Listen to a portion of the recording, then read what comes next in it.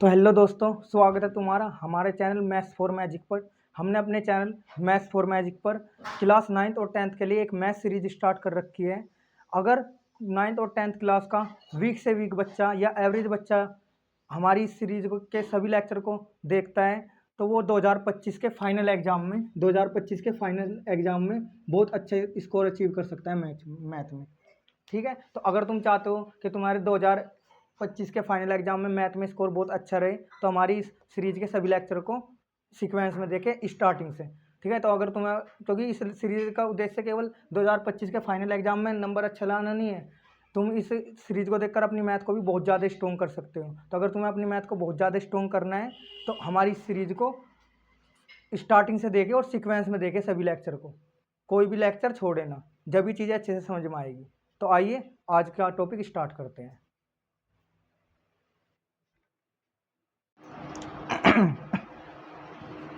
दोस्तों, आज की वीडियो में जो हम टॉपिक कवर करेंगे वो टॉपिक है एलसीएम और एचसीएफ। ठीक है, एलसीएम को हिंदी में बोलते हैं लघुत्तम समापवर्तक और एचसीएफ को बोलते हैं, एलसीएम को हिंदी में क्या बोलते हैं, लघुत्तम समापवर्तीय, और ये एचसीएफ होता है महत्तम समापवर्तक। ठीक है, दूसरी बात मैं इसमें तुम्हें एक ऐसी चीज़ और बताऊंगा, क्योंकि बहुत से बच्चों का मानना ही होता है, जैसे मान लो 12 और 18 है, इनका एलसीएम 12 और 18 का जो एलसीएम आएगा वो तो आएगा 36। और जब अगर हम इनके एचसीएफ की बात करें, अगर हम इन दोनों के एचसीएफ की बात करें तो एचसीएफ आएगा इनका 6। ठीक है, तो देखो एचसीएफ तो हाईएस्ट होता है और एलसीएम होता है लोवेस्ट कह लो या लीस्ट कह लो, और एचसीएफ होता है हाईएस्ट। एचसीएफ क्या होता है, एचसीएफ होता है हाईएस्ट।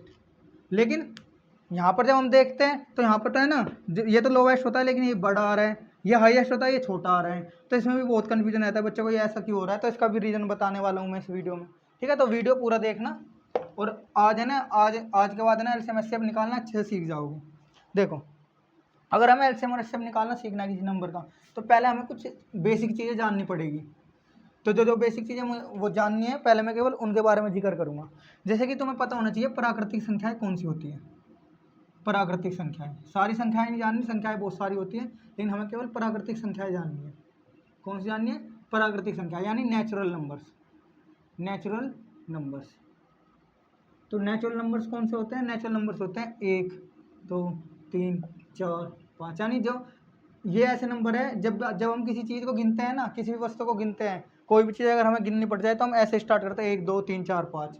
ठीक है, तो ये अच्छे अच्छे जो नंबर होते हैं, इनमें कोई पॉइंट वाला नंबर नहीं है, ना कोई फ्रैक्शन है, ऐसे ही अनंत तक जा रहे हैं, तो इन्हीं को बोलते हैं नेचुरल नंबर यानी प्राकृतिक संख्या है। उसके बाद में फिर हमें पता होनी चाहिए अभाज्य, अभाज्य और भाज्य संख्याएं, अभाज्य और भाज्य संख्याएं। अब देखो अभाज्य अभाज्य संख्याएं कौन सी होगी, अभाज्य का मतलब प्राइम नंबर्स, प्राइम नंबर्स, और ये होएगा हमारा कंपोजिट, कंपोजिट नंबर्स। ठीक है दोस्तों, तो देखो ये जो है ना अभाज्य अभाज्य, ये इसी में से ही निकाली जाएगी। कैसे निकालनी है, इनको दो जगह बांट देंगे। अब दो, ध्यान रखना, जो नंबर खुद से और एक से घटेगा, जो नंबर खुद से और एक से घटेगा वो अभाज्य होएगा।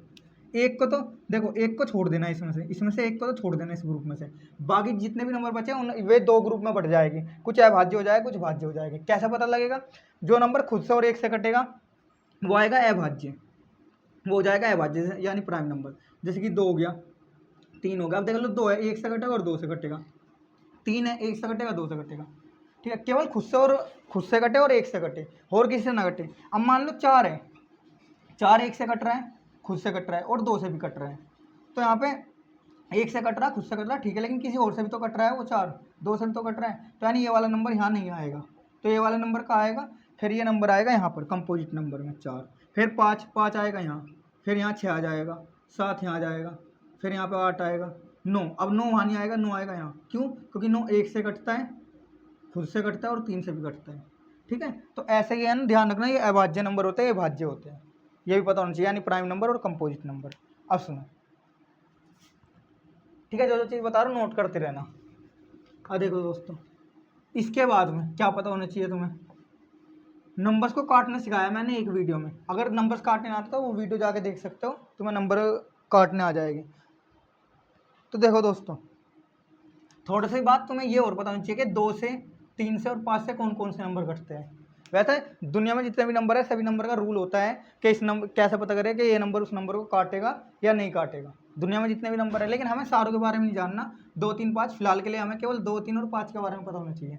तो देखो 2 से कौन कौन से नंबर कटेंगे, 2 से नंबर वे कटेंगे जिन नंबर के लास्ट में कोई नंबर कितना भी बड़ा होगा, अगर उसके लास्ट में 0 2 4 6 या फिर 8, बस ये अगर ये आ जाए तो वो नंबर 2 से कट जाएगा। चाहे देख लो 2 हो गया, 4 हो गया, 6 8 10 12 14, भाई 2 के पाड़े में आने वाले नंबर सारे 2 से कटेंगे।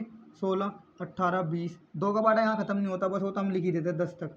22 24 26, तो देखो ऐसे आगे तक चलता जाएगा। तो देखो लो जिस नंबर के लास्ट में ये सारे नंबर 2 से कट रहे हैं। और एक बात नोटिस कर लो तुम खुद ही, जो नंबर 2 से कट रहे हैं ना उनके लास्ट में देख लो या तो 0 मिलेगा या 2 या 4 या 6 या 8। देखो 6 4 2 0 8, 6 4 2 0 8, ठीक है ना। देख लो 2 4 6 8, फिर यहाँ 0 आ गई। और देखो 0 2 4 6 8, फिर दोबारा 0 2 4 6 फिर 8 आएगा, ऐसे ही चलता रहेगा।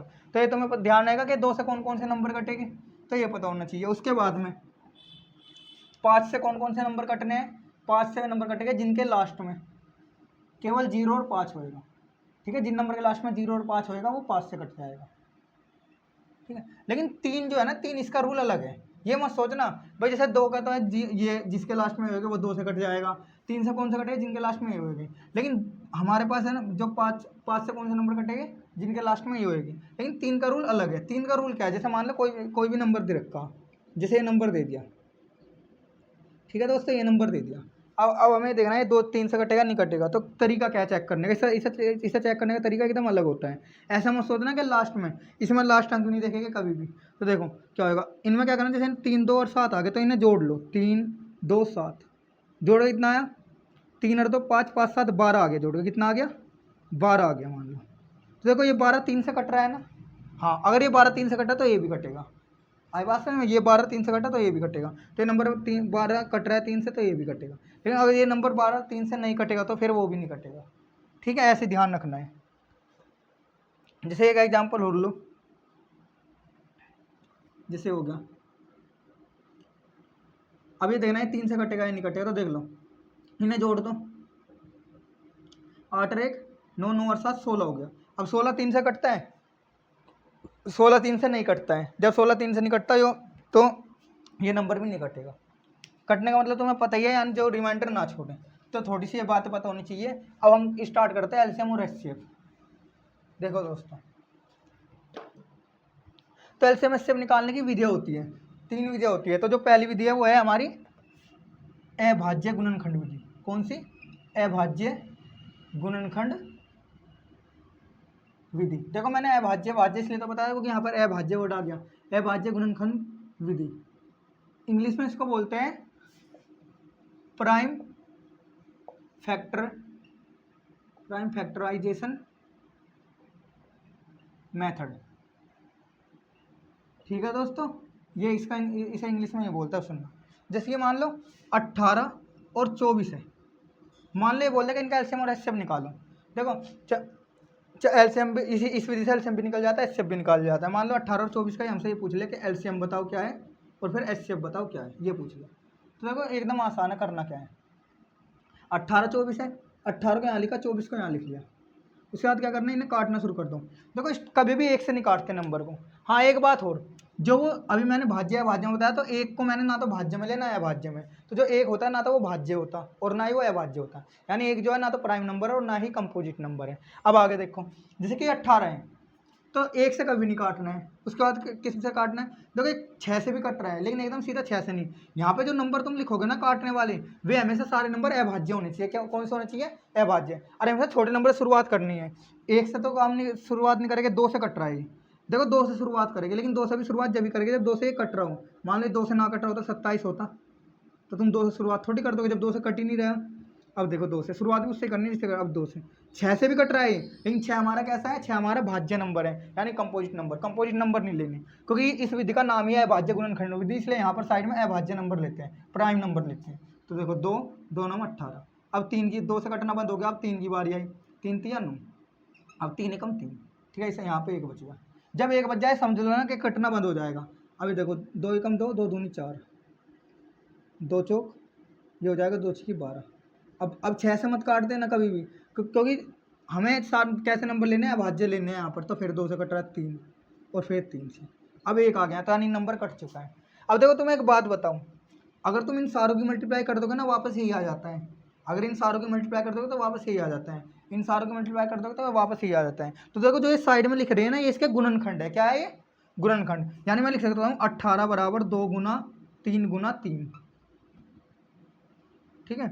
और ये हो जाएगा 24 बराबर 2 गुना 3 गुना 24 बराबर हो जाएगा 2 गुना फिर ये 2 गुना और 3 ही हो जाएगा। अब ध्यान से देखना भाई क्या होएगा, ये इसके गुणनखंड लिखे हुए हैं, ये इधर वाले क्या है? गुणनखंड है, ठीक है। गुणनखंड क्या होता है कि ये कोई सा भी नंबर, जो नंबर इसको काट देगा उसका गुणनखंड कहलाएगा, ठीक है। तो देखो 2 18 को काट देगा, 3 भी काट देगा, 3, तो इसके गुणनखंड है। गुणनखंड तो ये 6 भी गुणनखंड है, क्योंकि 6 भी 18 को काट रहा। लेकिन यहाँ पे गुणनखंड लेना है हमें अभाज्य गुणनखंड, जब तो इस विधि का नाम है अभाज्य गुणनखंड विधि, यानी प्राइम फैक्टराइजेशन मेथड। ये इसके फैक्टर हैं। अच्छा मान लो 18 है, 18 को 6 भी काट रहा और 2 भी काट रहा, ये दोनों नंबर इसको काट रहे हैं ना, तो इसका 6 भी एक फैक्टर है। क्या है? फैक्टर, यानी गुणनखंड। हिंदी में क्या बोलते हैं? गुणनखंड, ठीक है। इंग्लिश में फैक्टर। और ये भी, ये 2 भी इसका फैक्टर है और गुणनखंड है, ठीक है। 6 और 2 दोनों इसके फैक्टर और गुणनखंड भी है। लेकिन ध्यान रखना दोनों में फर्क क्या है, ये हमारा प्राइम फैक्टर है यानी अभाज्य गुणनखंड, लेकिन ये हमारा कंपोजिट फैक्टर है यानी भाज्य गुणनखंड। लेकिन हमें तो यहाँ अभाज्य लेना यानी प्राइम लेना, तो इसलिए यहाँ 6 नहीं लेंगे। आई बात समझ में? इसलिए तो इस विधि का नाम ऐसा है। अब देखो, अब करना क्या है, सिंपल सा फंडा, अगर हमें निकालना है एचसीएफ, क्या निकालना है? तो एचसीएफ तो वो जाएगा जो दोनों में कॉमन है, बस बात खत्म। जैसे यहाँ पर दोनों में कॉमन है ना, एक तो 2 कॉमन हो गया, दोनों में एक जैसा, ठीक है ना। अब एक यहाँ, अब देख आपस में मत देख लेना, ये मत कहना कि 3 से 3 कॉमन है, ऐसे नहीं देखना। एक कॉमन, इसका और इसका होना चाहिए कॉमन। कभी ऐसे कहो भैया ये 3 कॉमन है, ये गलत है, ऐसे ऐसे नहीं देखना एक में, ठीक है। उसके बाद में ये 2 कॉमन नहीं आ रहा, अब इस 2 को भी ऐसे मत देख लेना। अब एक 3, ये 3 कॉमन आ रहा है, अब इस 3 को तुम ये सोचोगे भैया इसको इसके साथ कॉमन लिया, इसको किसी के साथ, अरे किसी के भी साथ ले लो, है तो ये 3 ही। और सुनना तो क्या होएगा, एचसीएफ का आएगा। एचसीएफ केवल ये होएगा जो कॉमन आए ना, इन्हें लिख लो। पहले मैं यहाँ लिखूंगा 2, फिर यहाँ लिखूंगा 3, लेकिन देखो बीच में इनके गुना लग रही थी तो यहाँ भी गुना लगाएगी, तो ये आ गया 6। क्या आ गया? 6। तो इनका एचसीएफ आ गया 6, यानी 18 और 24 का एचसीएफ क्या होगा? 6 होगा। एचसीएफ होता क्या है, एलसीएम क्या होता है, सब पता लगेगी। अभी केवल निकालना सीखो, पहले तुम्हें चीज़ें निकालनी, सोल्व करनी तो आनी चाहिए। तो एचसीएफ हो गया 2 गुना 3 बराबर 6। लेकिन अगर जो एलसीएम निकालना हो, क्या निकालना? तो देखो एलसीएम क्या है, पहले कॉमन सब ले लिया। अब करना क्या है एलसीएम में, ऐसे कॉमन लेकर ऐसे सर्कल बना लेने जैसे बनाया मैंने। ऊपर से शुरुआत करूँगा मैंने ये 2 लिख लिया यहाँ, ठीक है। उसके बाद में फिर मैं इस 3 के साथ, ये 2 कॉमन आ रहा लिख लिया मैंने, ये 3 कॉमन नहीं आ रहा, इसको भी लिखूंगा। एलसीएम का मतलब होता है कॉमन आओ जो भी, तब भी लिखो, कॉमन ना आए तब भी लिखो। अब ये 3, फिर यहाँ 3 लिखूंगा, ये कॉमन आ रहा। अब पहली लाइन में क्लियर होगा, अब दूसरी लाइन में आएगी। दूसरी लाइन में ये 2, देखो ये 2 नहीं लिखूंगा, क्यों? क्योंकि ये समझना ये 2 और ये 2 एक ही बात है, जो चीज़ कॉमन होती है वो एक ही बात होता है। ये समझो जब मैंने वो 2 लिख दिया तो इस 2 को लिखने की जरूरत नहीं है। लेकिन अब ये 2 लिखना पड़ेगा, क्योंकि ये 2 देखो, ये 2 तो दोनों एक ही बात है, चाहे मैं ये 2 लिख लूँ या फिर ये वाला लिख लूँ। तो मैंने ये वाला लिख लिया तो इसे लिखने की जरूरत नहीं, लेकिन ये तो किसी के साथ कॉमन नहीं है, तो ये वाला मुझे 2 लिखना पड़ेगा, ठीक है दोस्तों। उसके बाद में फिर मैं इस 2 के पास जाऊँगा, ये भी लिखना पड़ेगा। लेकिन ये 3 नहीं लिखना, क्योंकि ऊपर वाला 3 मैं लिख चुका हूँ, तो ये 3 और ये 3 एक ही बात है। तो अब बस इतना लिखेगा और इनकी गुना कर देगा तो एलसीएम आ जाएगा। तो एलसीएम क्या आएगा? 2 3 6 6 3 18 18 36 36 72, तो एलसीएम कितना आ गया? 72 आ गया, ठीक है दोस्तों। आई बात समझ में? अब देखो, लेकिन भाई ऐसे भी तो हो सकता है, ठीक है दोस्तों। होगा, अब एक सवाल और लेते हैं, देखना।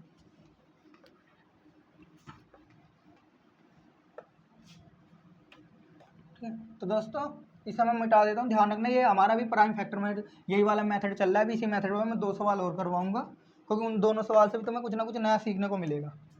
18 15 और 35, इनका तो मुझे क्या निकालना है? एलसीएम निकालना है और एचसीएफ निकालना है, ठीक है दोस्तों।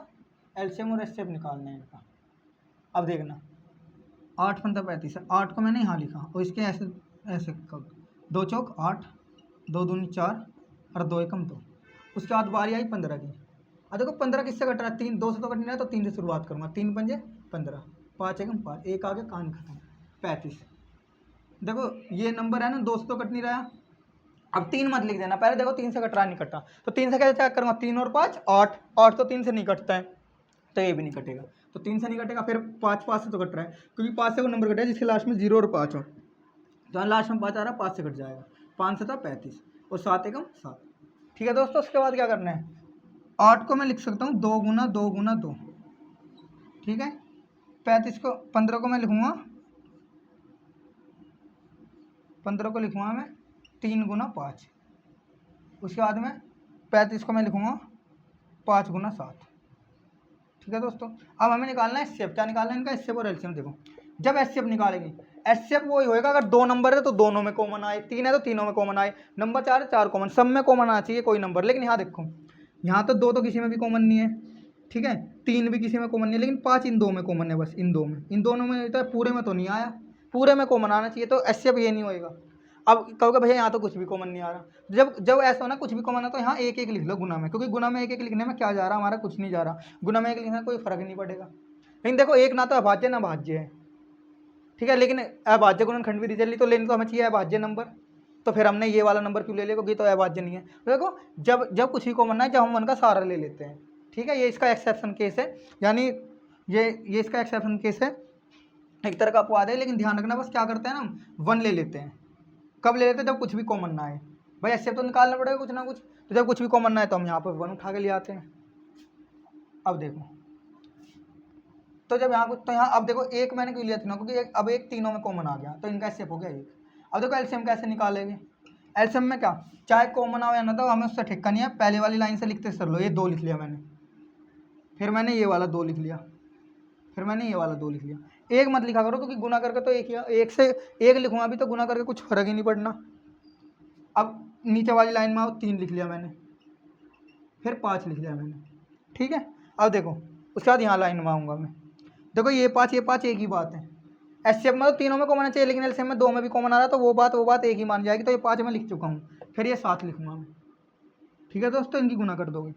एचसीएफ तो वही होगा तीनों, देखो कॉमन तो बनाया करो हर जगह, यहाँ ये कॉमन आया बना, पर इसको एचसीएफ में ले नहीं सकते, लेकिन इस एचसीएफ में लेंगे क्योंकि तीनों में कॉमन आ रहा।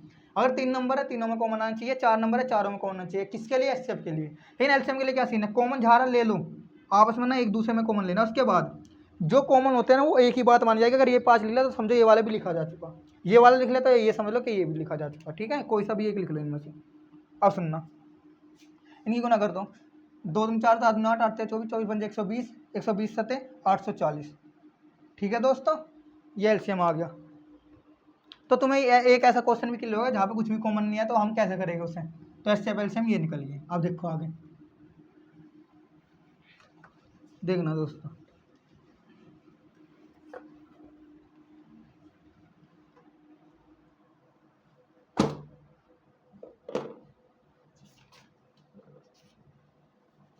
देखो दोस्तों, अब मैं तुम्हें जो बताने वाला हूँ ना, मैं बताऊंगा तुम्हें डिवीजन मेथड। कौन सा, 2 मेथड, तो पहला मेथड तो हो गया, मैं सिखाऊंगा तुम्हें डिवीजन मेथड, इसे कहते हैं हम भाग विधि,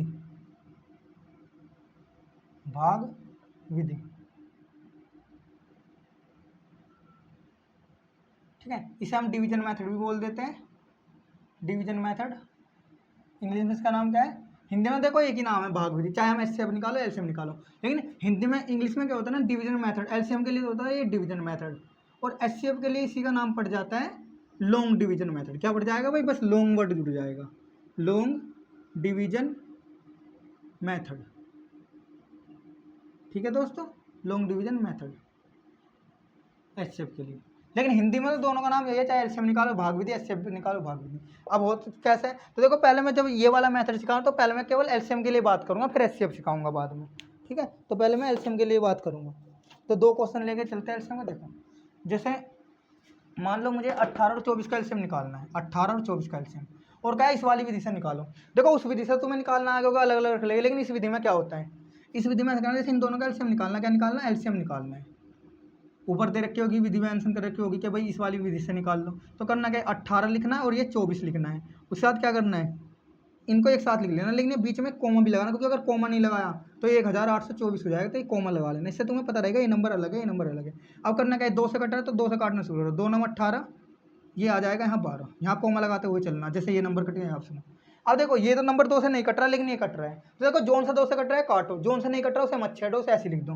तो देखो ये 9 2 लिख लिया, ये 9 2 से नहीं कटे, तो ये 9 तो मैंने ऐसे लिख लिया, अब कोमा लगाया, क्योंकि ये अलग है ये अलग है। अब 2 6 12, अब देखो इस लाइन में ये 2 से कट रहा है, ये नहीं कट रहा। जब तक 2 से कटना बंद हो जाए, जब तक 2 को चेंज नहीं करना। अब यहाँ फिर 2 लिखूंगा, पर मैं इस 9 को नहीं छेड़ने वाला। क्यों नहीं छेड़ने वाला? क्योंकि जब ये 9 2 से कट ही नहीं रहा है। फिर 6 को काटूंगा तो आ जाएगा 3। उसके बाद में बारी आई अब 3 की, 2 से कटने बंद हो गए, अब 3 से काट दो, 3 3 9 1। देखो अब जहाँ पर 1 आ गया समझो ये नंबर खत्म हो चुका है। मान लो इस नंबर ये नंबर मर गया, खत्म। उसके बाद में है ना अब इस 3 की बारी आई, 3 एकम 3 और यहाँ 1 लिखो तो ये आ गया। देखो क्या होता था, वहाँ तो हमें कॉमन वॉमन लेना पड़ता था, यहाँ कुछ कॉमन वॉमन नहीं लेना। बस यहाँ क्या होता है ना, इस विधि में होता है हमने सारा काट पीट लिया। अगर तुम अब इनकी गुना कर दोगे तो ये इसका एलसीएम माना जाएगा।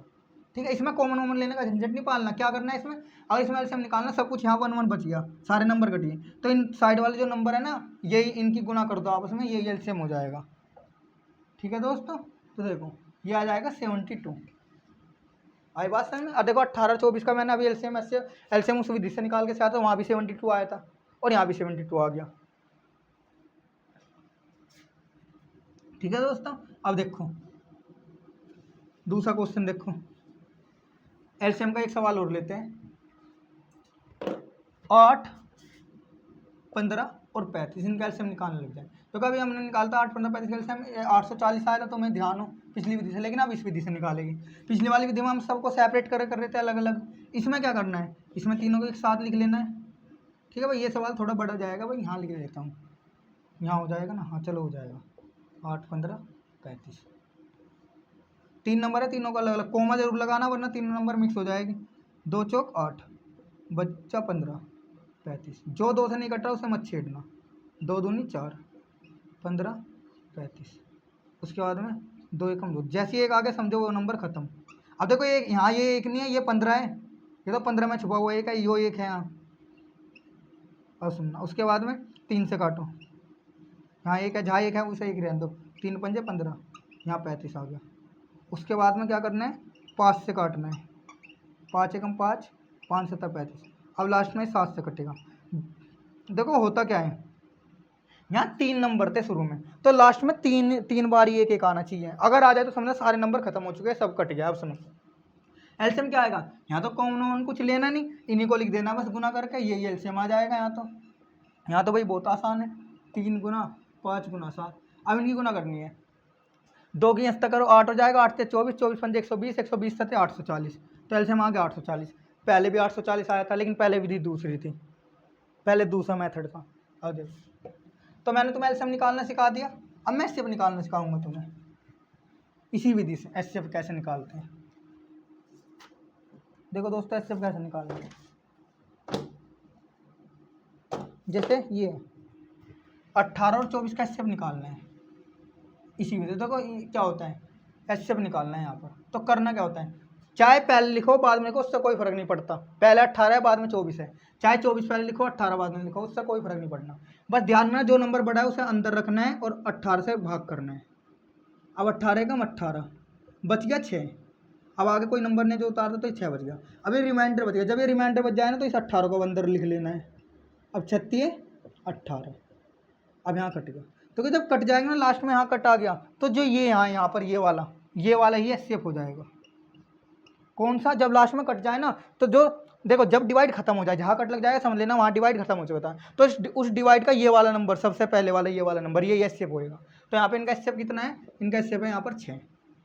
ठीक है दोस्तों, अब देखो अगर 3 नंबर आ जाए, यहाँ तो 2 नंबर थे, अगर 3 नंबर आ जाए 8 15 और 35,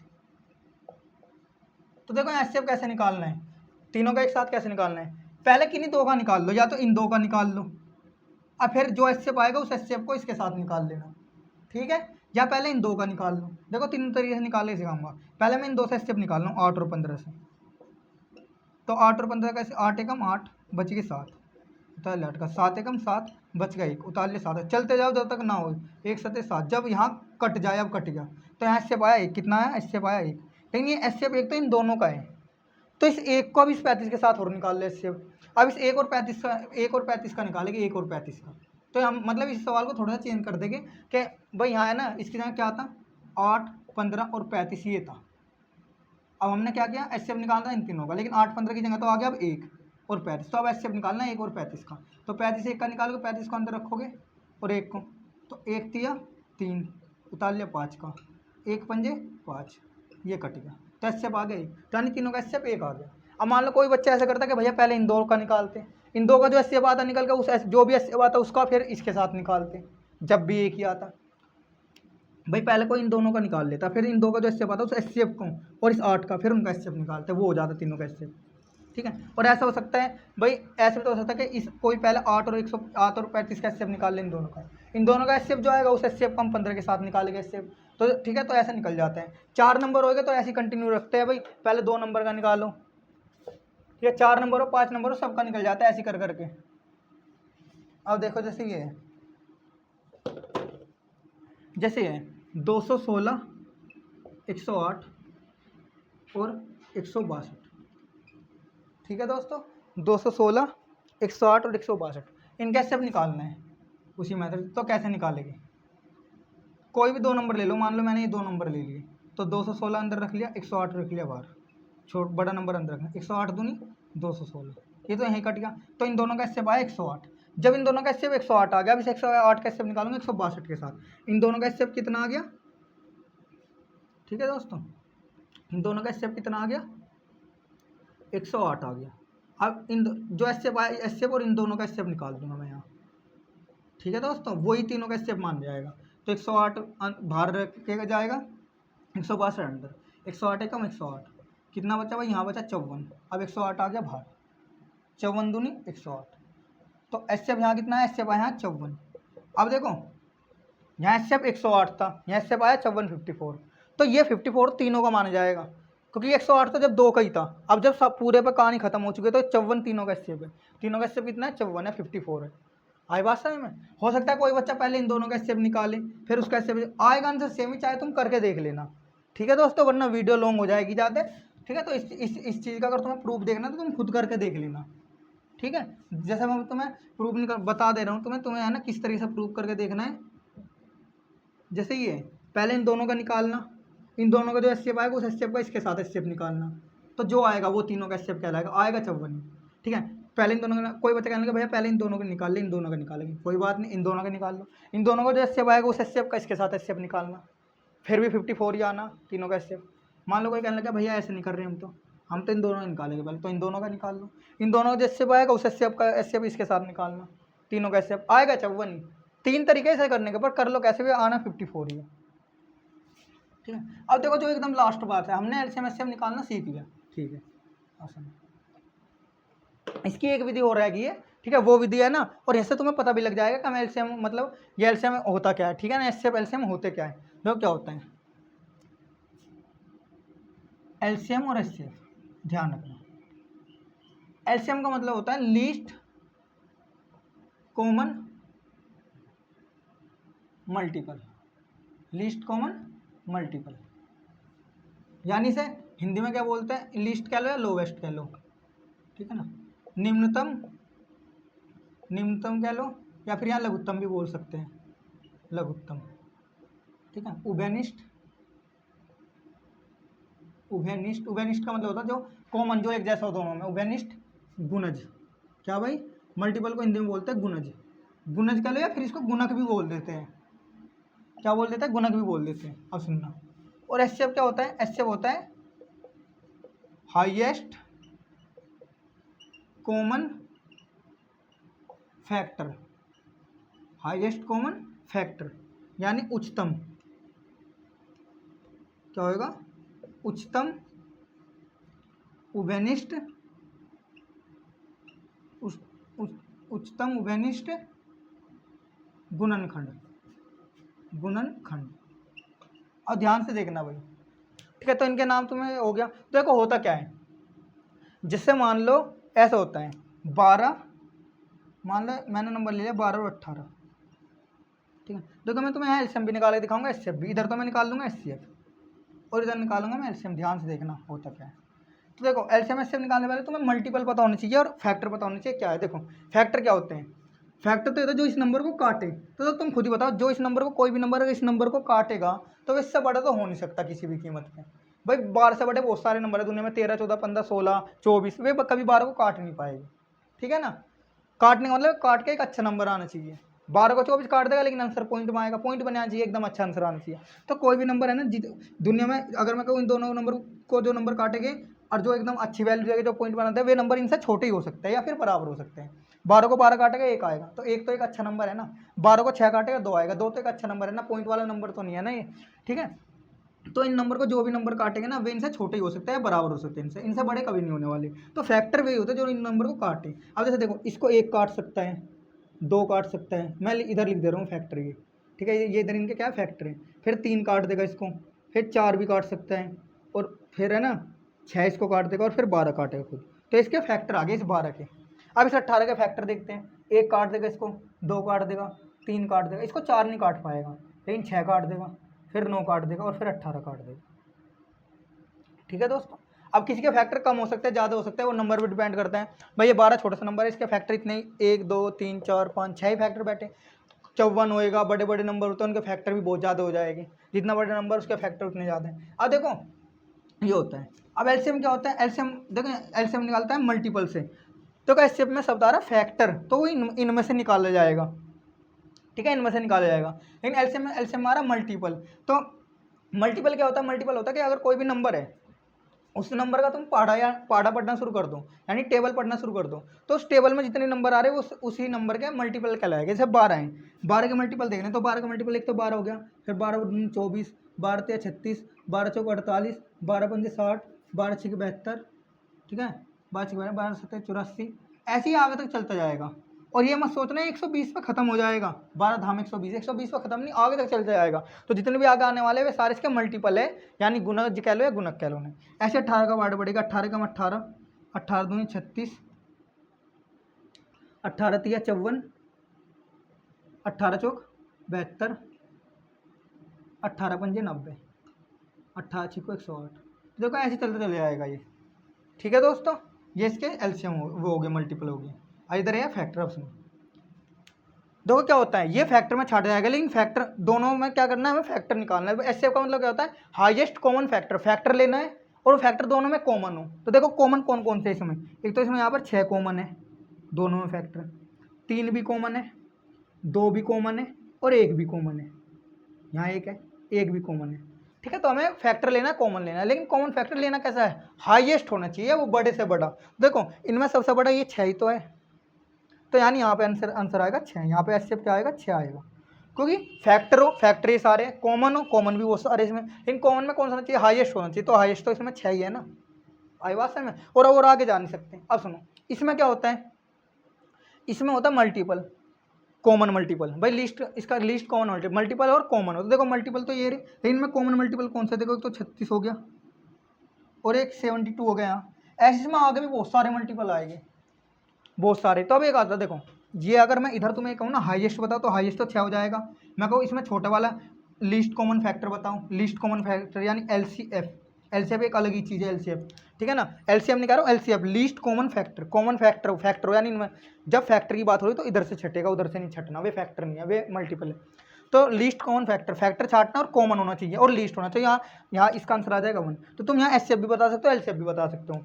लेकिन इसमें कभी भी तुम, अगर तुमसे यहाँ पूछने लग जाए HCM, क्या भाई HCM, तो HCM क्या होगा, HCM होगा हाईएस्ट कॉमन मल्टीपल, यानी कॉमन मल्टीपल तो ये यार ये 36 हो गया, 72 हो गया, आगे भी बहुत सारा है कि कॉमन मल्टीपल, लेकिन वो कॉमन मल्टीपल हाईएस्ट होना चाहिए। और जब हाईएस्ट चाहिए तो हाईएस्ट तो आगे मिलेगा ना, तुम खुद देख लो, 36 से बड़ा 72 है, आगे 72 से बड़े होएंगे जो कॉमन होएंगे, तो HCM तो बहुत आगे जाके मिलेगा। तो इसका HCM निकालना कभी भी हम डिफाइन है, नोट डिफाइन, यानी हम निकाल नहीं सकते, नोट डिफाइन।